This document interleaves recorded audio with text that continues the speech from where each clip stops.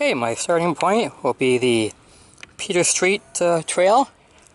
So first thing I want to do is figure out which direction I'm going.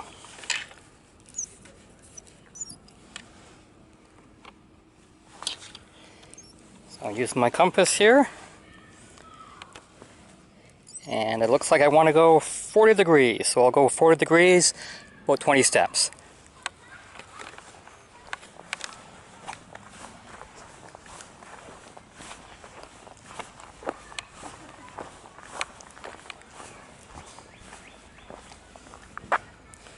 That's easy enough.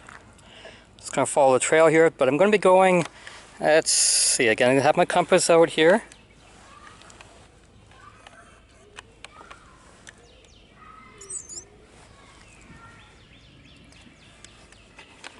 And I'll be heading 20 degrees.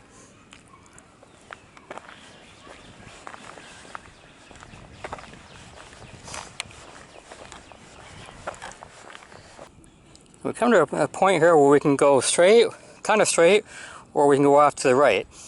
At this point we're going to head 340 degrees. Again, that's my compass out here, so 340 is pretty well straight ahead.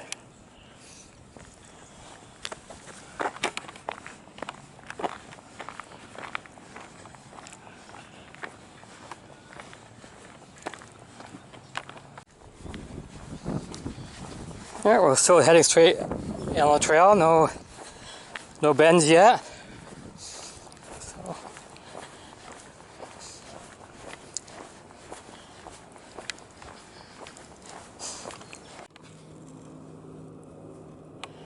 Okay, we've come to a point here where the paved trail goes off to the left, and the Bruce Trail, which is right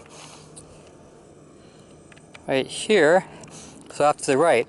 So at this point I want to head 260 degrees. So I'm going to head into the Bruce Trail and off the main trail right now. You can't really see my compass up. There we go. So it's 260.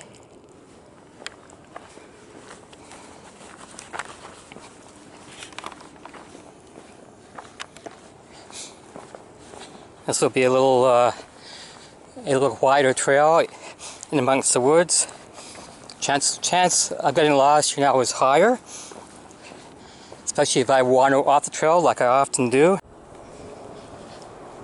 Still heading on the same trail. With my luck, I did go the hard way because this trail comes back up to the main trail. And at this point here, I want to head, looks like at 280 degrees. So that's the way I'll go, and we'll see where this leads us to. Still along the same trail, and I think we'll follow this along until we can't follow it anymore. But I think up here I might veer off, and when I do, I'll give new coordinates. So the pathway took us down to the Glendale waterfalls chain. There are 3 waterfalls along this creek here, Upper, Middle, and Lower Glendale Falls. Well, that's where the path took us to. I'll just sit here for a while and enjoy the view, and then walk back the same way.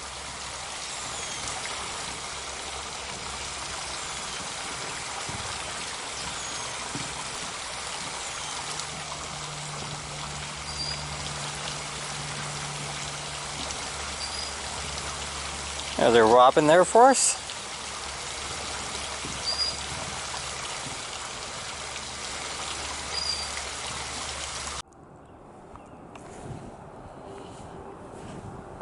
At the end of this walk, I have a short video on how you can find your directions without using a compass.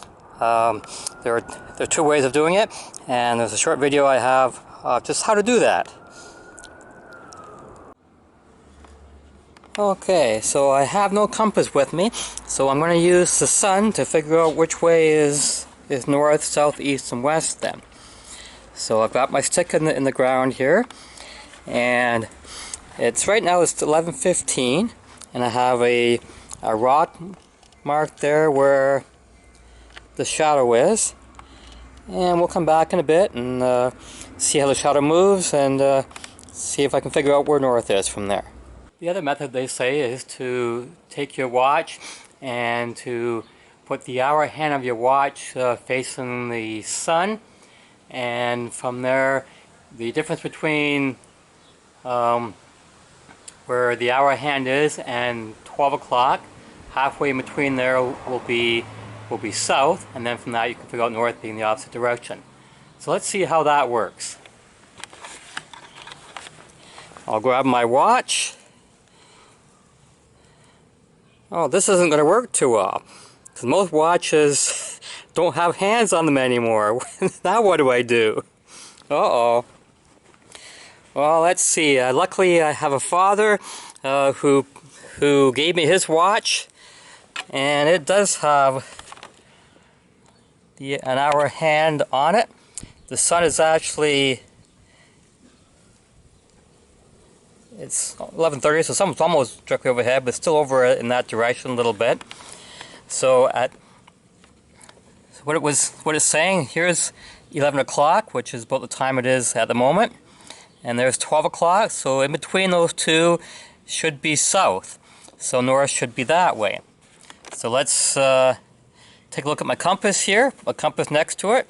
I should move it away for a second because it's magnetic. And let's see. And it looks like it's pretty accurate that way. That way is south and that way is north. So if you have an old style watch, there we go, like that, that'll work.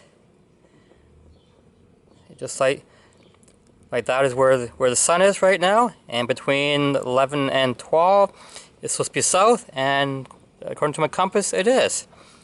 So if you have an old style watch, that will work. If not, we will have to wait for a while for my shadow here to move. Now let's see what's happened here. I waited about half an hour. Now, of course, the longer you wait, the more accurate that it would be.